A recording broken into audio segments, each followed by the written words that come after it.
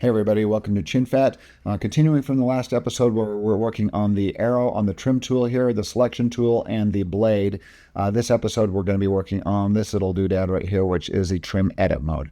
So if you want to select that for it with a shortcut, say we're on our arrow, which is our selection tool, our move tool, and our trim tool. Look how we're trimming. Look how we're trimming here. Yay. Undo that. And now we're going to work in the trim mode. So I'm going to hit the letter T and watch that. That will select. Boom. I'm in my trim mode. So the way the trim mode works is basically you'll bring your mouse down over one of your clips here and you'll hover over the edit. When you hover over the edit here, you get a couple different things here. You get these two brackets that are next to each other there. And if it shows those two brackets, what that means is it's going to be editing both the clip to the left's out point and the clip to the right is going to be editing that one's in point. Now, if you move your mouse slightly over, it'll turn to this little single arrow one that shows that we are going to be ripple editing this out point to the right. Or we could even pull it to the left. We're going to either shrink it or extend it. And then if you move over here, you're doing this clip's in point right there. And if we move over here, this clip's out point, in point, and so on. So let's show you the difference between a ripple edit and a roll edit. First of all, a ripple edit. We're going to go to this clip's out point right here and talk about the ripple edit. What the ripple edit does is it grabs this clip's out point right here, and as you grab it to the right, it extends this clip's out point while shoving everything else down the timeline. So if you go all the way, that's the end of the clip right there. That's as far as it will go. That's when they stop recording. Or if we drag it the other way, and it's showing you from your original start point, right there, that 0, 0, right there, the 0 right there, it's showing you how many frames you're trimming it to the left. We're going back by, that's 1 second, 12 frames. And if we drag it the other way, we've added to it 3 seconds and 9 frames, dragging it to the right. So I'm going to undo that. So that is called a ripple edit, where you are grabbing a clip's in or out point and extending it or shrinking it without affecting the adjacent clip. So this clip here will retain its in point if I grab that and extend it. So let's find a clip that I want to shrink here. Right there where he's walking in.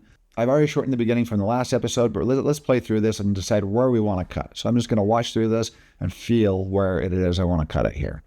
Walks to the door, see his full body, maybe take a couple steps right there. I'm going to stop it right there. So now I want to ripple edit it to that clip right there. We showed you the other way of trimming off the end by using the shift bracket keys, but we're going to show you just a slightly different way of doing this because I want to talk about why the ripple edit is important here in a minute. But I'm going to zoom up to this, Command++, and I'm going to go to the edge, grab this clip's out point and drag it over. And right now my snap tool is turned on. If we go up here, you'll notice the snap tool is turned on. If I get close to this playhead within a few frames of this playhead, is going to magnetize to a clip right there. See that? And now it's exactly on that frame, and you got that exact frame. And we have edited to that exact frame there. I let go, and it's performed the edit. So now as we play through, he walks in, and it cuts to the next person. We can do the same here. Let's say we want to trim this one as well. I'm going to go back to my trim tool. I got my blade tool selected for some reason, T for trim. And now I'm going to find where I want this to start. Let's play into this. And she slips. And actually that feels pretty good there. Maybe like 2 or 3 frames off here. So what we could do, what you can do as well, let's show this, is you grab your edge right here. What it does is up here in the program monitor, it brings up 2 frames. The left frame is the previous clip's out point, and the clip to the right, the thumbnail to the right, is the clip that I am editing here. So as we edit it, you'll notice the one to the left is not moving, and the one to the right is moving. You're seeing the movement here as we're moving this back and forth. That's because it is not affecting the other clip's out point. But this is a good tool for matching. We're going to get into that in a minute. I just want to show how this tool works. So we're going to trim off a couple frames here. The best way to probably do this is find out where you want to trim. Let's go in, maybe like 4 frames here, and I'm going to trim that off to the left here. So we can grab we're on our trim tool right here. I can grab this edge and drag it over to my playhead till it snaps, let go, and we've just trimmed that. Now to show you what the roll tool does. The roll tool is where you move in between these edits here, and you land right here in the middle, and you got those arrows going in both directions. What this does is when you grab that and start dragging, it will extend one clip's in point or out point while shrinking the adjacent clips. So here it does not do that ripple edit. Let's take a look at this at our whole timeline here.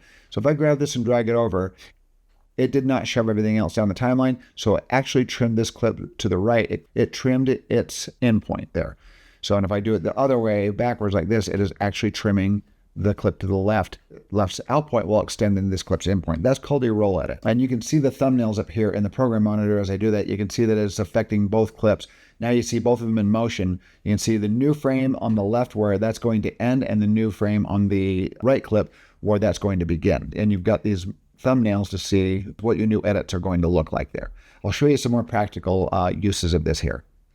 So let's play through our clip here. The ripple tool, while you're trimming just one clip, is really, really good for matching an edit when you're doing a match edit from one shot to the next. And we'll show that here. I'm going to play through this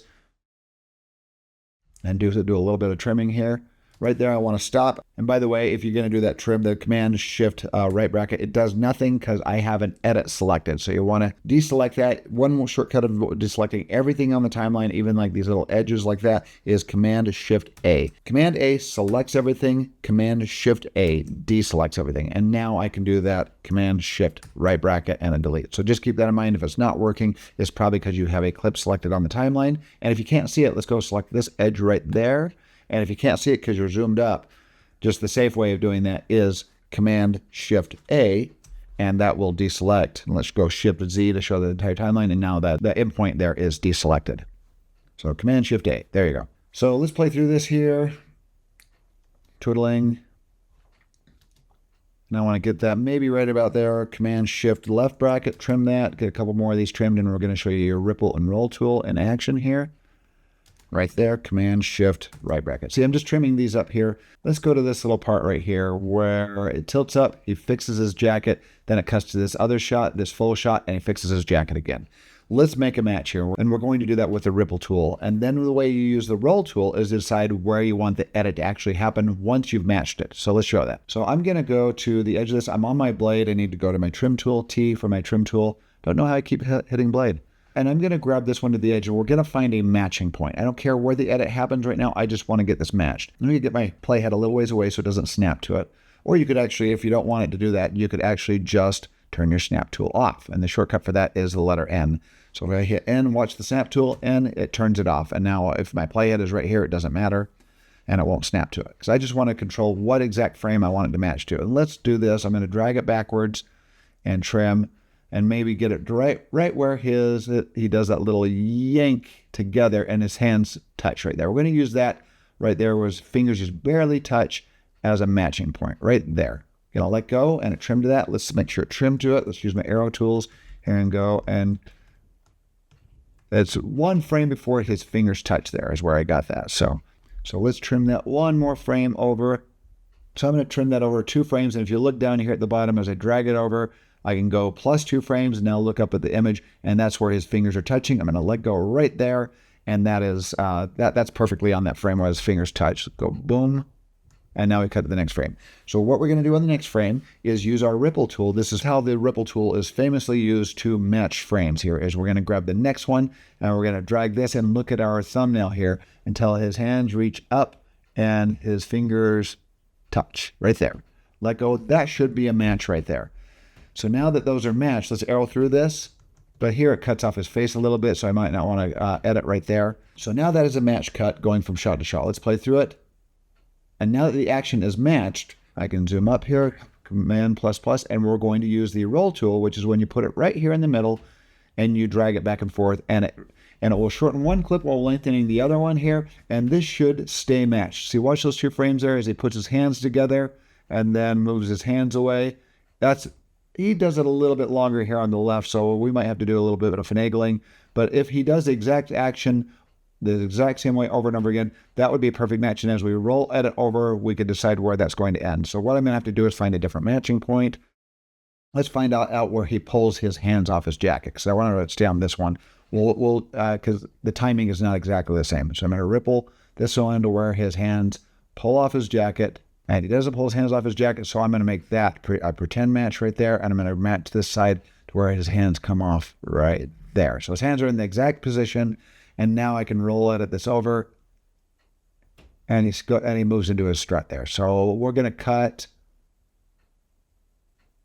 right about there. So let's play through it, and that looks really good right there. But yeah, in order to match, you do have to have basically an exact match. Let's show one more example here of this, because with his feet walking, that is something that we can get an exact match on. If we're playing through this and it hits this point right here, that we cut to his feet walking. First of all, I don't want him lifting up his hand here. So I'm going to do a ripple edit right there. We're going to change that before he lifts his hand up. And he's going to point there, but I don't think people will notice that. Let's see. Maybe. Let's trim that back a little bit more. Right there. So here, as he steps forward, I'm watching his legs. To get an exact match, we go left step, right step, and then he's going to left step here. And right there, his foot is right around where his right foot is. One more frame forward. Let's make that as our matching point right there. I'm going to grab this and drag it back to where his foot is right lined up there, and he's moving his left foot out to step down. So let's go to the next frame. And if you notice, we go to the next frame here. His foot step is about 3 or 4 frames backwards there. So not an exact match. So we can grab this ripple and go right to where his foot lines up with his right foot, right about there. Let go and see if that looks like an exact match. Watch the legs. Left, that looks like an exact match right there to me. So yeah, we'll move through left foot. Yep, that's an exact match. So if we want to match that editing right there, but let's say we don't want that to happen until just a little bit later. I want to dwell on this shot a little longer, and his left goes down. See how that matches pretty well, and now his right's moving up. So let's say we want to go there. Watch his feet. That right foot, left foot, and that matches there. But I'm going to make that a little bit earlier. But that's the way you do a match edit, though, is with your ripple tool, and then you use your roll tool to decide where you want the edit to happen. So see his right foot's moving right there if we want it to happen there. But now he's pointing, so we want that to happen a little later. But his feet do match now. So your ripple tool is used to match the 2 frames. You match your out point, you match your in point, and then you use your roll tool to decide where you want your edit to land once it is matched. So I will demonstrate that one more time here. There's a point where he stands here, he looks at the class, he lifts up his finger, and now his finger descends to hit the keyboard. And it goes down, then it goes down again. So that was an intentional mismatch on my assembly cut, but now I'm going to decide where I want this to edit. I'm going to match this. So I'm going to grab my ripple tool right here, and I'm going to trim that right when his finger just starts to descend, like boom. Let's go 1, 2, 3 frames into the descent there. I'm going to go to this clip and do the same. 1, 2, 3, maybe right about there. And now we've got that match there. Let's see if that matches. It kind of does. Let's trim that back a few more frames there. Let's see if that looks better. There we go. That looks a little better. And now I'm going to use my roll tool. Now that I've got that movement matched, I'm going to grab my roll tool and say I want it to start after I see that hand go down a little bit in this frame and then cut to the next frame. Let's see how that looks. I like that. Cool. One last time. So what I'm going to do, I've got a good matching point on this. So this where his hand descends and clicks the key, and I've got a repeat there. So it's a mismatch in continuity. I'm going to grab this one, drag it, and I'm going to do it right where his finger touches. Right there. Smashes, and let's get this one and get it right where his finger smashes. So a perfect match.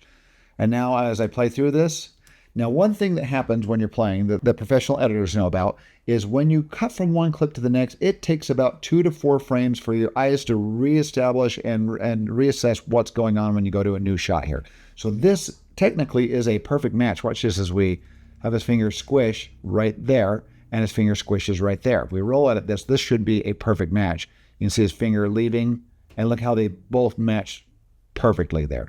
But when you watch through it, this doesn't feel like a perfect match. Watch this. My mind process, it looked like his finger was already down here where it was just barely touching, starting to touch there. Editors will oftentimes mismatch that so it feels like a match. So what I'm going to do is grab this and I'm going to drag it back 1, 2, let's go 3 frames. 3 frames back. And as we play through this, his finger touches, and here it's not touching, and then it retouches again. But now watch the way your brain processes this, at least for me, when I play through this. That feels like a perfect match right there. It feels like here on this shot, his finger hasn't quite hit, and then on this shot, it finishes hitting. So as you play through, it takes your mind, you don't catch all those frames. Your mind takes a second to reprocess the new shot. And see, and that feels like a perfect match to me. I don't know, put in the comments. Let me know if that feels like the same way to you. But now we can go and grab a roll edit. I actually like that edit, so I might leave it like that. But we could trim this back a little bit. So we do what's called a clean entrance. So here, On the previous frame, his finger has not quite hit the keyboard yet, and the right hand frame, it hasn't quite entered yet. Let's see the way that feels. I like the cut to an empty frame. That feel, as an editor, that just feels a little bit more natural to me. Does it place through? I like that. So even maybe a couple more frames. So you've got that quote-unquote perfect match, which is not actually a perfect match. But I'm going to move that back a couple more frames. And I like that. That feels great to me. Let's watch that whole sequence as his finger descends, and boom. There you go. That feels like a really good match to me. That is how you use the trim edit mode, which is your ripple and roll edits. In the next episode, I'm going to be going over the dynamic trim tool. Well, that's it for this episode, and thank you for watching Chin Fat.